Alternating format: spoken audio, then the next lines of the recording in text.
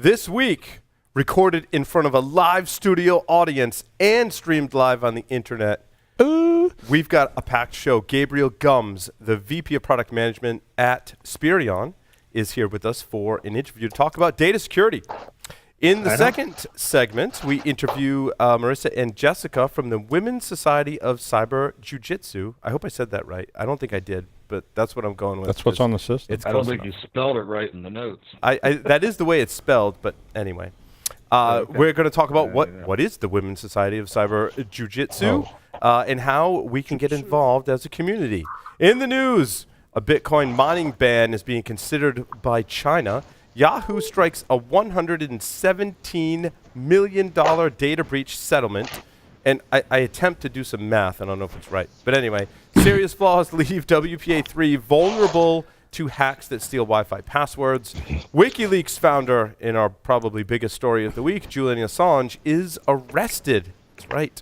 How HTML5 ping is being used in DDoS attacks. All that and more on this episode of Paul's Security Weekly. This is Security Weekly. For security professionals, by security professionals. Broadcasting live from G-Unit Studios in Rhode Island, it's the show where exploits run wild, packets aren't the only things getting sniffed, and the cocktails flow steady. It's Paul's Security Weekly. NetSparker, the developers of desktop and cloud-based web application security scanners that enable you to automatically identify vulnerabilities in your web applications and web services. NetSparker scanners employ a unique and dead-accurate vulnerability scanning engine that automatically verifies vulnerabilities with their proof of concept. For more information, visit them on the web at netsparker.com or email at contact@netsparker.com. Organizations' internal networks are overly permissive and can't distinguish trusted from untrusted applications. Attackers abuse this condition to move laterally through networks, bypassing address-based controls to spread malware. Edgewise abstracts security policies away from traditional network controls that rely on IP addresses, ports, and protocols, and instead ties controls directly to applications. Edgewise allows organizations to analyze the network attack surface and segment workloads based on the software and how it's communicating. Edgewise monitors applications and protects data paths using zero-trust segmentation. Visit edgewise.net/securityweekly to get your free month of visibility. Some restrictions apply. Are you an enterprise dissatisfied with overpriced analytics software that can't keep up with modern data? If so, then GravWell is the solution for you. GravWell is an unstructured data analytics platform for enterprises who demand total data visibility across their network. GravWell lets your security team go beyond the SIM and fuse data sources to correlate and answer questions you didn't know needed to be asked. Go to gravwell.io/securityweekly for an unlimited data trial and gain uncompromising visibility today. And welcome to the show. But first, let me introduce you to our host, a man who can't remember how to pronounce twee, Mr. Paul Asadorian. Welcome, everyone, to Paul's Security Weekly. You may see a lighter explode. Yeah, it's going to happen. Spontaneously combust. Mm-hmm. I'm waiting. That lighter it's in the process of spontaneously combusting. Any moment now. Doug and I both burnt our fingers on it. It's really terrible. This is episode 600, recorded on April 11th, 2019 at G-Unit Studios in Rhode Island. And here with me, in addition to a live studio audience, is Dr. Doug White. And we have a doctor, and we have a toxic lighter. So we do. It made our day. And when it goes off, you're going to get like something to remember us by. Yeah. It's just like, it's like keep away from the phones. Like I tossed it over there in the corner, but you'll get to see if I throw myself in front of Paul to save him, or I push him towards the lighter to launch myself in the other direction. Yeah. Stay tuned, because you're going to find out just how much dedication does Doug actually have. Now, the rest of the host and guests are on remotely and safe from any fires that may happen in the studio. Of course, Mr. Larry Pesce is broadcasting from an undisclosed location. Somewhere undisclosed in the Greater Columbia, Maryland area. Close enough. There you go. Starts with Oriental.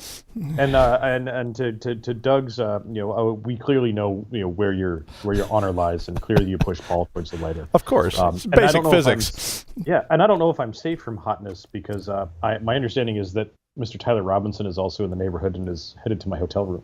Wow, you are not safe. That sounds. Well, I'm anyway, not safe. I'm not safe from hotness. The word you're looking for. Yes. Mr. Jeff Mann is here with us. Jeff, welcome. I have to ask, Paul, is the can of lube flammable? I hope not.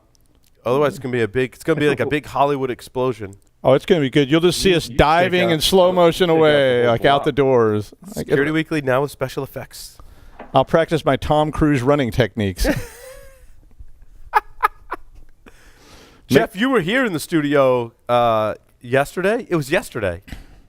It was Tuesday. Yesterday. Yep. That was yesterday and Tuesday. Okay. I wasn't here in yesterday. My hotel room in Milwaukee. You were here for a minute yesterday. I saw you yesterday. In passing. No, that was the day before. Tuesday. That was Tuesday. Yeah, I was not here yesterday. I swear. We have so much fun. It just all blurs together. It all blurs together. Oh, you're at CypherCon, right? I was CypherCon, yes. Fantastic. And missing the opening ceremonies because I couldn't not be on episode 600. So here I am. Thank you for that, Jeff. Please register for our upcoming webcast with ServiceNow. Go to securityweekly.com/webcast. If you are struggling with vulnerability prioritization, which, having worked in vulnerability management for a long time, you probably are struggling with that, is my assessment. You should tune in. ServiceNow has got some great solutions for you, and we'll talk about prioritizing your vulnerabilities, or at least trying to, on this webcast. Of course, if you go to securityweekly.com/on-demand, you can find our previously recorded webcasts. Also, if you have a suggestion for a guest on any of our shows, you can go to securityweekly.com/guests, and you can suggest a guest on the show, which is really awesome. Can we suggest Julian Assange, or is that off limits? You can make suggestions. There are no promises, says Gabriel Gumbs, who is the VP of Product Management at Spirion, who is here with us remotely as well. Gabe, welcome to the show. It's nice to have you back. Thanks. Broadcasting live from Spirion headquarters here in sunny St. Petersburg, Florida myself. So yeah, and you got like the Hawaiian shirt thing going on? Yeah, look at that. Just down here living my best Florida life. Is that like company issue, like shirts, or no? Well, my CEO does wear flip-flops quite often, so yeah. That's a good sign. That's a good sign. It's one of my 5 signs you probably want to work there is flip-flops. CEO flip-flops. Sure. Mm-hmm. So, Gabe, you're in a new role at Spirion. I want to ask you first, Gabe, like what attracted you to come work for Spirion, other than the CEO wears flip-flops? Yeah. Wow. I mean, the short answer to that question is I actually I did a short stint here once before, maybe not so short. And when I got the phone call to come back and head up the product management team and build a bunch of really new and cool stuff, which I'm not going to talk a ton about because 2 of them are kind of under wraps at the moment. But yeah, I couldn't pass that opportunity up. So built out a new team and working on some real cool new stuff. So and look, downtown St. Petersburg is just awesome. Like I couldn't pass that up either, right? So it's pretty dope, really. It's awesome. I have a slide in one of my presentations about product management. And it's like a wizard with a crystal ball. That's at least a third of my job. Right? Right. And the other 1/3 is lying. I mean, hiding the details. I mean, when is that feature going to be released, Gabe? So what you're asking me to do is articulate futures. Is really what you're asking me to do there. And so the short answer to your question is it's on the roadmap. Yeah. Yes. There you go. Yay. That's the answer.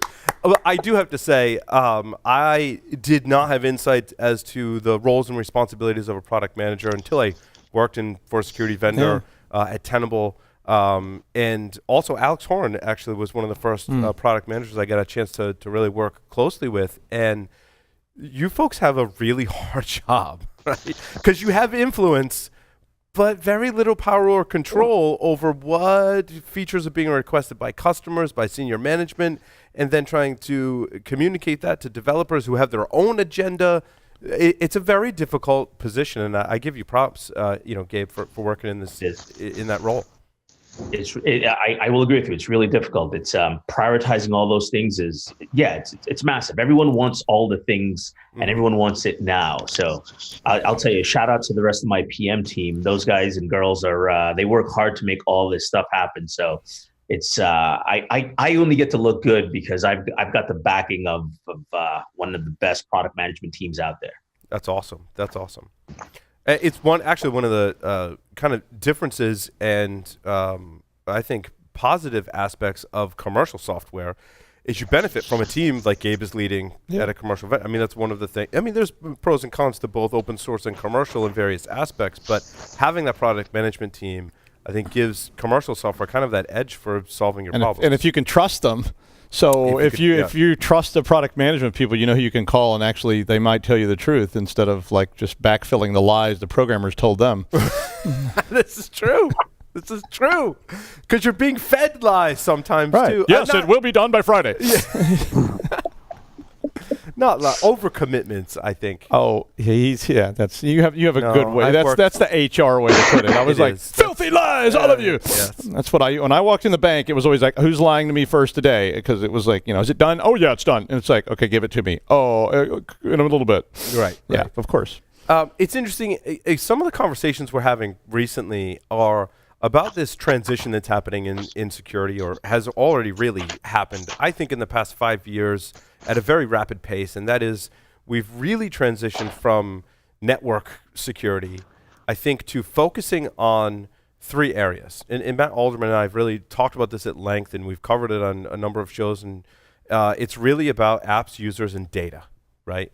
And if you look at what attackers are going after today, they're not so much port scanning your network and looking for a remote exploit. Sure, that stuff still does happen. But with today's technology, in terms of the speed of the internet, the amount of data that we can store, the rapid rate at which we can deploy applications, attackers are now gravitating towards that. So they're going after the user, they're going after the application, and they're after the data. And that's where, Gabe, your role actually in your past few companies, right, has been in data security. So I guess at first, Gabe, describe to us, like, we say we should identify our sensitive data, but what does that mean? What does sensitive mean in this context? It's the ones that really get upset when you touch them. Yes. Oh wait, no, that's something different. Larry's our official tester for that. So. You know what? You were joking, but the truth is, think about that, right? Like, if it's data that you would get upset if someone touched, that's sensitive to you, isn't it? Yeah. Right? Yeah. That's very sensitive to you. But yeah, there's those discrete definitions of sensitive data. The discrete ones being things that other people have already told us is sensitive. So you've got compliance that tells us that healthcare information sensitive and credit card information sensitive, and then you have the non-discrete things that are sensitive, right? So things that are sensitive to just you. Again, the things that if someone touched, you would be upset about. And now we have a very fast emerging overlap to all of that, namely privacy data, right? So that is all sensitive as well. And it can be any combination of all of the above. So while sensitivity is somewhat subjective, a large amount of that is already predefined for you. But yeah, if you had to find one way to describe it, I like your take on it. If someone touched it, would you be upset about it? Someone that should not have touched it, that's probably sensitive. Well, and it's interesting too, again, I mean, because you can have pockets of data and you're like, well, it's not that sensitive, but if they got access to that pocket of data and they had access to this other pocket of data, those two combined could be really bad. You literally just define the way private health information is, right?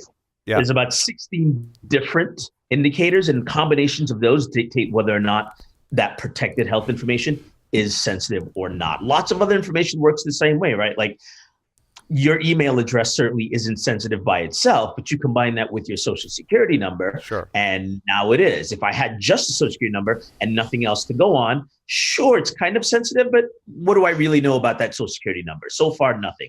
You combine that with another piece of data, and yeah, now the sensitivity of that increases. I'd say one of the other things people tend to not think about is kind of time-sensitive things, right? So if you're a publicly traded company, your financially reported data, that's not sensitive after you've reported it. Right. Right before that, right? It's completely confidential and private and internal only. Right up until you report it to the street, then it's public data. So even time can affect the sensitivity of data. And these are all factors that I think we tend to gloss over Because we just say you should identify your sensitive data, but obviously there's a lot of different perspectives and aspects. And I think the point about interaction is a really good one, because we were making jokes about data normalization before the show. We won't repeat them here because they might offend many people. But I mean, the fact that this data affects that data can also make even a multiplier of how sensitive something can be, because it's like, well, what if you damage this data or you access this data and it changes this data over here?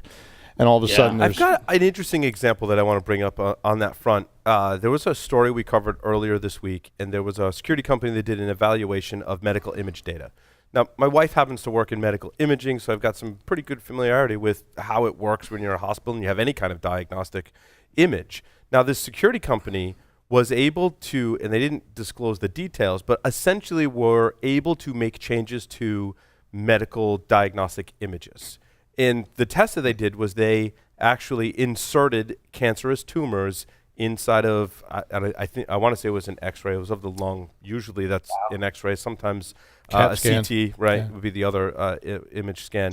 And they were able to insert a cancerous tumor that when a radiologist read it, they said, well, that's a tumor. But the more concerning thing for me was, what if they're able to remove that from the image? Yeah. And how do we protect that both at rest and in motion? Now, it's interesting, before I let Gabe and others respond, when I was talking about this with my wife, we kind of ran through the scenario. I'm like, I saw the story. I kind of want to get your take on it. Like, that's kind of concerning to me. And in a hospital environment, if Doug is a doctor, but not that kind of doctor. Not the kind that helps anyone. Let's just pretend Doug's a radiologist, right? He's the guy that don't want to touch me. Right? Yeah. And I do the diagnostic scan, and now I do it on the whatever machine. It gets sent over the local network, probably to a computer where Doug can bring it up on a screen and review that image. Now, typically what happens is when the doctor and the diagnostic imaging technician are in the same hospital, there is a conversation that happens about the patient, right? Yep. So if that data were to change, there are some safeguards. However, there are cases where many hospitals are outsourcing their diagnostics to a radiologist that might be overseas, might be in a different state. Right. And that's where I think this scenario is particularly interesting. Now, Gabe, in terms of data privacy and sensitivity, I'd love to get kind of your thoughts, as I'm sure you've consulted with healthcare organizations that were maybe threat modeling this same scenario. Yeah, more than a few. Let's take your first example. So you've outsourced that information. One of the things that happens more often than not is the information that gets shared is where the first problem begins. Oversharing of information, right? They only need this amount of data to make that diagnostics, but just to make things easier, they will just expose the entire, data. Problem there is people, right? You've immediately exposed the privacy problem from the data's perspective, and then you've equally introduced a security problem by giving more people access to the data than should have. But the root cause of that is oftentimes because it's easier for them to just share it all because they haven't really identified where all that sensitive data is, right? They need to be able to just say, these are the images that need to be shared, nothing more, nothing less. Identify those first, identify those bits of sensitive data, and then make sure that you put the controls around those. I mean, you talked about protecting it in motion or wherever else. You're not going to apply any control to something that you don't understand and know where it's at. That's the short and long of it, right? Like the example that we like to use oftentimes, it's like the president of the United States, right? Like the Secret Service's job is to protect him. They can't do that if they don't know where he is at all times. That's probably the best analogy I can give you. Right. Now, Larry, I also think this scenario is interesting, as you've done a lot of research into image manipulation and metadata. It'd be interesting to see how easily or how difficult it would be to fool a radiologist. Radiologists go to school, I don't know if they're the most schooling out of any doctor, but pretty close, right? Pretty serious. To be able to read all those medical images. It's actually very similar to our field where we're reviewing data and looking for anomalies. How easy or difficult do you think it would be to fool a radiologist, Larry? I mean, you've worked in healthcare as well.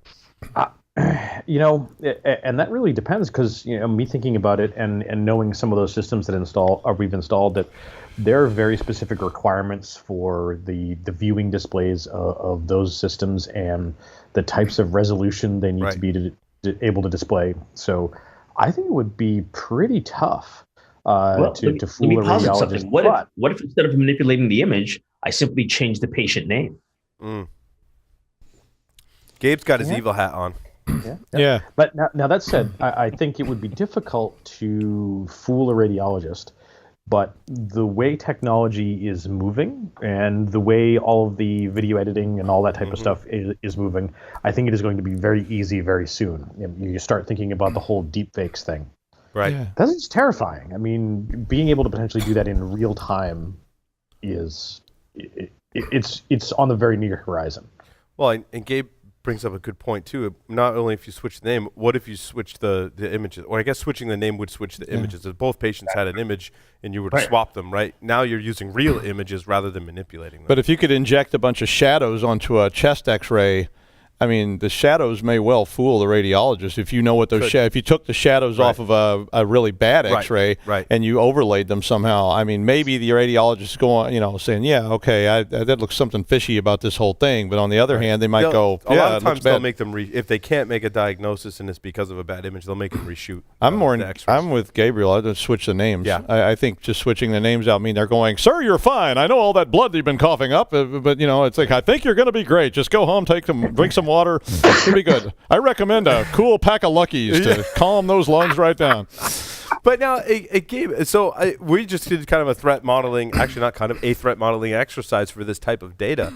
Are organizations doing this level of threat modeling to define what's sensitive in the various classifications of it? Man, threat modeling is still in its infancy at this point.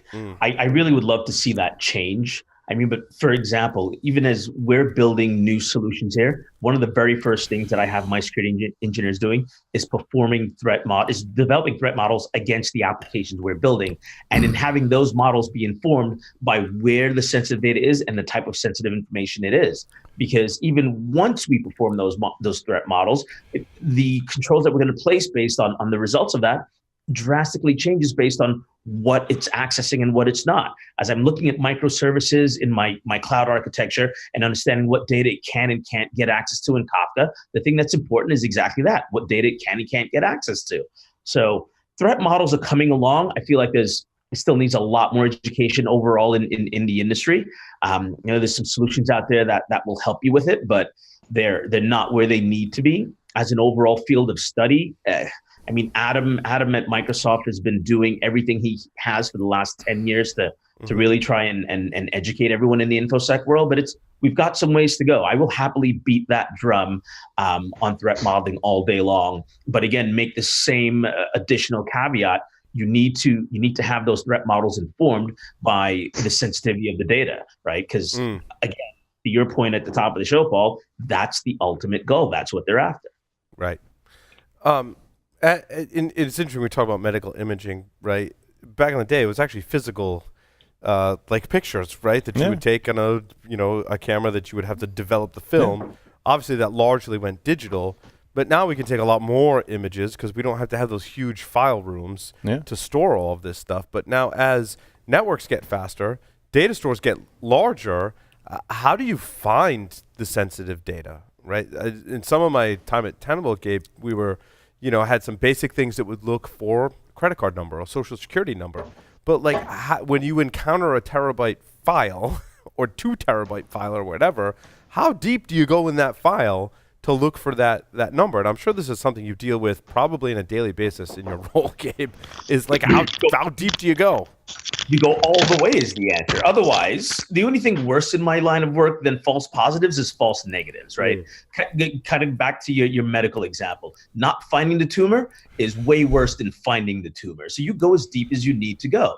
And if the question is, well, how do I get through a terabyte of data?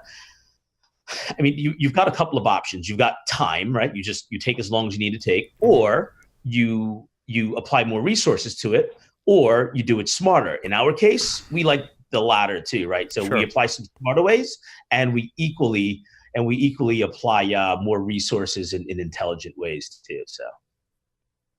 So when you say smarter, Gabe, what are some of the ways that we can be smarter at finding this data? Or is that like a patent that you guys have or something?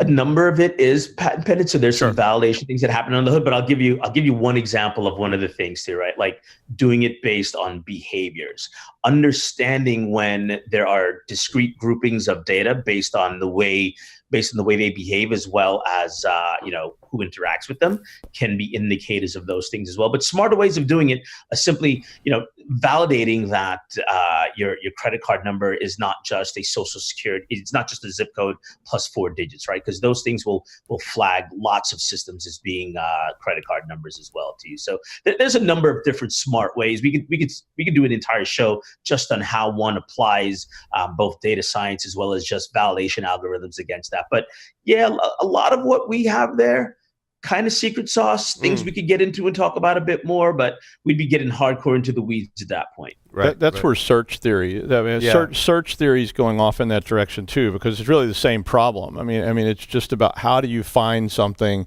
even if it's not sensitive. It's just, I need to look up somebody at the DMV, and not only do we have a database, we've got now thousands of databases scattered all over the place, and we have to find a way to collect all this information. So if I want to go in there and find out who did what to whom, or does this person have parking tickets in Santa Monica, I need to find a way to pull that together. And so there's a lot of research being done on search algorithms, and that seems to be merging into this same sort of mindset. There is. Let's put it this way. We have a team of, at the moment, 4 data scientists that help inform all of those things, right? Because we know we have to apply intelligence to the problem. We can't just keep throwing more code at it, more resources. So there are a number of intelligent ways that can happen, and that's just one of them for sure. Gab, I'm sorry, I'm distracted. There's another sexy man on the show that just appeared up on the screen there. Tyler Robinson is here. Tyler, hello. How are you? Hey, there he is. What's up, Tyler? Tyler, you guys both don't live in Columbia, Maryland, but now you're in the same hotel. You know what? I don't. Yeah, we don't want what. I'm don't ask, judge. don't tell. That's been our policy here. No, that's right. Everything's cool here, and we can't see below your waist. Totally that's fine. Right. That's fine too. You can keep it that way. It's good. The day Larry stood up. So Gabe, one of the other along these lines of trying to discover the data, what if the data is encrypted? I mean, how do you handle that? If it's encrypted, there's kind of 2 trains of thought we take there. The first is, well, then it's clearly protected. So I'm not as worried about it, but I still want to at least kind of look at some of the metadata and other activities about it to get an understanding of what the sensitivity of it might be. And then there's some other things that we can do for, we can certainly look inside of encrypted documents as well too, and protected zip files and so forth. You get into larger key management issues there. Mm-hmm. If we're willing to tackle those challenges, then it's a non-issue. But otherwise, one can simply take the position of it's already safe. Or again, you can look at all of the surrounding things about it. The location of where that encrypted piece of data is, right? If it sits in a folder named super secret squirrel sauce, I might want to take a closer look at it, even if it's encrypted, right? Like, so there are lots of other indicators that might tip us off to that. But for some folks, we'll just get into key exchanges and we'll peek right into it and take a look. In that same light, do you think you can sort of desensitize yourself by over classifying data? I mean, you spend a lot of companies jump in there and they just go, okay, everything's sensitive. Everything's sensitive. Right. We have to treat everything with the same level of sensitivity. And all of a sudden, it's just like people start going, oh yeah, throw it all and lock it up, and it becomes less of an issue. That's what happens when you put too much of the onus on the data handlers. Data security is everyone's problem, but when your only policy is you ask the end users to apply that classification of data, some people are going to overclassify because they don't want to be the ones that allow the data to become insecure, and others are going to way underclassify because they're like, look, I got to get this work done. I want to email it home to myself. I want to share it with Dave down the hall and Susie across the street. And so you end up with those 2 ends of the spectrum, and you're absolutely right. So that's where you can't wholly allow that process to be human driven. And that's how the super secret squirrel sauce is really just 2 shots of old granddad and some Cholulu, and it's like it really didn't matter, but everybody's going, oh my God. And pickle juice. You forgot. Oh yeah, I forgot the pickle. I always leave out the pickle juice. I love pickle juice. Really got the pickle. It's a fantastic ingredient. We call them pickle squeezins, but Bloody Marys. Yeah, there you go. Bloody Marys. You got to have pickle juice for that. Absolutely. That's the secret. You should protect that data. I feel like there's like a million solutions that allow you to do some level of email security, file sharing security, and the way they do it is they encrypt the file so that multiple keys can decrypt that file. There's a name for that, which is escaping me at the moment. There's a name for that type of encryption. Jeff probably knows what it is. Gabe probably does too. Everyone but me probably can remember what that is.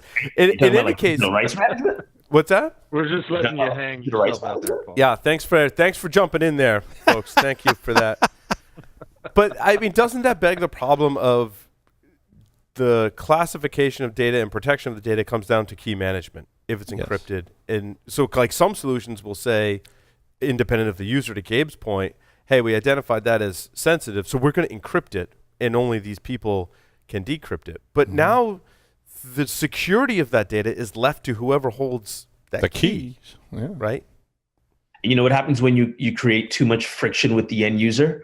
They're just going to get sloppy with it because they're going to be like, this is too much work for me to protect and unprotect, and I can't move it around. And so they'll just copy and paste it out into something else, right? Yep. Like, so security, whether it's data or otherwise, whatever it is, it's always a balance of user friction and efficacy, right?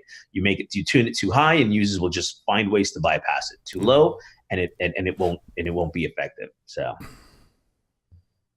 Well, I feel like attackers find ways around that as well. I think a few episodes ago, I was telling Jeff on the show that if you can gain access to a point-of-sale system and take screenshots as things are flying across the screen, if the credit card number is visible on the screen and I can take a screenshot, I actually did that in practice on a pen test once. So you can encrypt it all you want. You can restrict where it can go. But a lot of times it just comes down to who has access to what system. I call that the Snapchat dilemma, right? I mean, it is the Snap. I mean, you can take a video camera and video your whole Snapchat. We saw a case where people were doing just that, and this kid thought he was safe because he was it's like Snapchat, but somebody was videoing it with another phone. So it's like, okay, you're screwed. Well, and it doesn't have to be Snapchat. I haven't seen one lately. If you think of certain places you go where you give them the credit card and they're swiping it, like across the top of the monitor of the computer, very often that's just ASCII. And if you put the mouse anywhere in, like, let's say a notepad or maybe in a comment field of a website and you swipe, you're getting all the data off the back of the card. So there's lots of ways around it. The problem with encryption in general is, sooner or later, if you're going to use the data, you got to decrypt it, and conversely, you have to enter it into the system and encrypt it in the first place. So those are the endpoints that are vulnerable. People don't break the cryptography of systems. More often, they're breaking the implementation and attacking the endpoints, where either the encryption is happening or the decryption is happening. It's a classic. I don't need any more data security. I've got all my laptops are encrypted. It's like, sure. Are they also all turned off all day long? Right. Yes. Very well put. It kind of is somewhat of a segue into our next topic, which is, in my experience, most organizations still struggle with knowing what they have, in that they don't know what all their assets are. And yes, you could look at data as one particular type of asset, but they don't know what all their devices are. They don't know where all their applications are. Right. And this is something that we greatly struggle with as an industry. So if I don't know what I have, how can I protect the data that might be on the things I don't know about? Anyone else here went to RSA this year? I did. Yeah, well, Gabe knows that. You were there. That's right. We sat down to dinner. Yeah. So the winner of the Innovation Sandbox this year was legitimately and literally an asset management solution, right? Like, I was thrown away. Like, we've been trying to solve this problem for the better part of 3.5, 4 decades. Yeah. The most innovative solution at RSA this year was an asset management solution. And you're absolutely right. Data is equally an asset that needs to be managed in very much the same way. And just like you need to know where all the other assets are, you need to know where your data assets are. For sure. Well, I beg to differ. I believe that data is the asset, and what's been erroneously put forth in our industry for too many years is that the assets are the equipment and systems that the data is stored and processed and transmitted on. But I'm sitting here laughing at this whole conversation because we're talking about this whole idea of looking at data as something new, and it's kind of my background. It's where I came from long before I got into this thing that we call cybersecurity. Oh no, I don't think anyone said this was new, Jeff. Okay. Well, at some point I'm thinking, okay, it's what we used to do back in the day, and maybe I shouldn't say anything, so I'll shut up now. Well, no, everything you're talking about, it's not new. Yes, and Jeff, I agree, Jeff, wholeheartedly, right? Like since the beginning of time, it's been about protecting data, right? I think when cavemen were writing on walls, right, there was probably some type of like, we shouldn't let them in that cave because that's where we put the secret sauce to the first Bloody Mary ever, right? And, I mean, when Jeff and I were punching cards, people were trying to steal those punched cards. You know? Sure. I think what is changing today in kind of guiding our conversation is the evolution of technology and what that has done to put in the challenges to managing Well, data. you know what's changed, Jeff? What's changed is the access to the data. The ability to reach across the world and get to that. I mean, when Jeff and I hid our stone tablets in a cave, and I would have to hike for you had to hike down there both ways and climb up to the cave and go, snow. I'm going to take the tablets. But today you don't have to do that. The security was locking up the ladder that got you up to the cave in the first place. Right. But today there's just endless ladders. I agree with you, but I think. I agree. It's the technology. It's the way everything is. There's so much data available now, but I've been having this thought for the last couple of days, trying to weave it into the talk that I'm going to give at CyberCon tomorrow. But in the early days, all the sensitive data wasn't stored on computers. It wasn't digitized. It was in paper and folders and literal folders in literal files and literal cabinets. And I can vividly remember, laughing, thinking, why would anybody put all the secret data online? Because it would just get stolen. Why would you do that?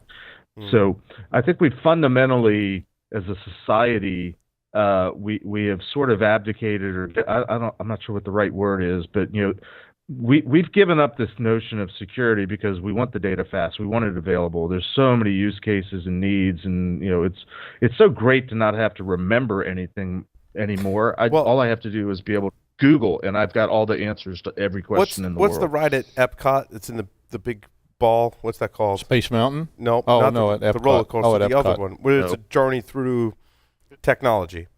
Now is the time. Yeah. Now is the best time. But you were just there, Paul. So I was, and I don't remember the name of the ride, but it's in the big ball in Epcot that everyone's seen a million times, right? I did have a lot of tiki drinks. I was there with my 3 kids. The alcohol is a requirement. Yeah. But we're going through the ride, right? And they take you through the evolution, of man, for lack of a better term, and the evolution of technology.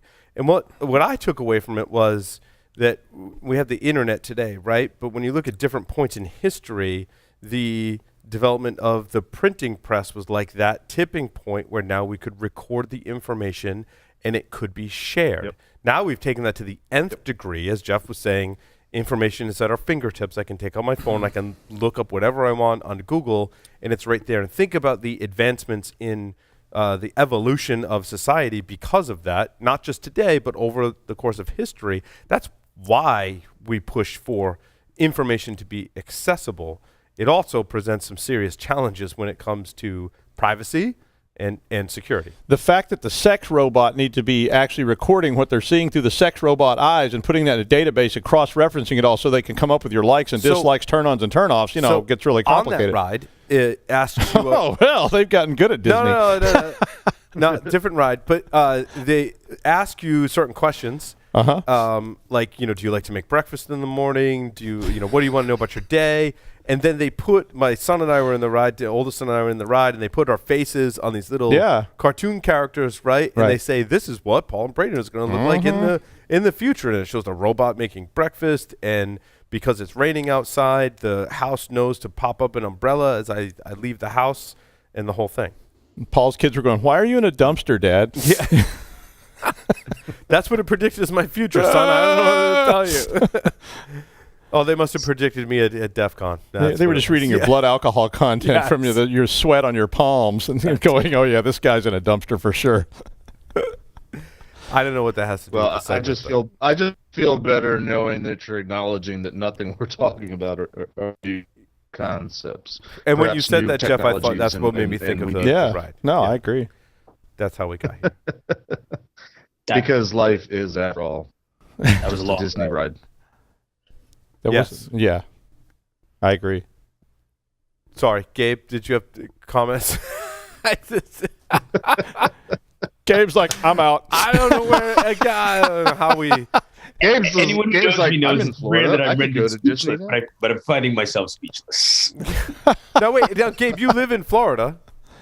Is that I do true? now, yeah. I lived in New York for quite a long time, and I had enough of that. And now you're in Florida. Have you visited Disney? So no is the answer. Outside of like official work capacities, so like Microsoft still holds Ignite. On the campus every year, so I'm kind of forced to rub shoulders with his ears once in a while. But I don't have children. But now so you kind of want to go to Epcot. You kind of want to go ride the ride. I've largely avoided having to do that without having children, so it's I'm winning. Really, is the way I see this. Yeah, Epcot's the place to go, though, if you don't have kids. Just saying. Fair enough. Questions for Gabe? Anyone? Larry and Tyler I don't know what they're No one knows what they're doing. There's shenanigans. Are you seeing this too? There's shenanigans going on. I do my evals for my Sands class. I think they might have built something. Yeah, they've got equipment out. They've got a box. Something. Drinking Old Bay. It's like I think they actually built a robot. That was what Doug was talking about. Yeah. While we were, Larry soldered that thing together, and now it's time for fun. It's just 30 Arduinos in there. Tell the truth. Gabe, are there any community events or events that you'll be at where people can see you speak, perhaps, or hang out? Oh man, where am I coming up next? I don't recall. The team keeps me pretty busy and all over the place. So if you want to hit the site itself, Spirion.com, events, you'll see a list of the places I'll be. I know I've got some stuff out west and in the Southeast and in New York. I was in New York a couple of weeks ago. So I'm on the road pretty heavily. You can find me pretty much all over the place. I can't say off the top of my head exactly where those places are, but we've got them all listed out on the website. So shameless plug, Spirion.com/events. Go check it out. You'll see where I'm at. I'll definitely be rubbing shoulders with the mouse again in a few months. So you'll catch me speaking down at Ignite as well too. But oh, nice. Nothing else in the immediate future I can think of. Sure. Well, if you're ever close proximity to the studio, make sure you swing by. No, I will. I can't not. Right? Well, Gabe, thank you so much for appearing on Paul Security Weekly. The pleasure's mine. Thanks for having me, Paul. Good to see all you guys. Thank you. With that, we'll take a short break and come back with our next guests from the Women's Society of Cyber Jiu-Jitsu. Stay tuned. Cyber Jiu-Jitsu.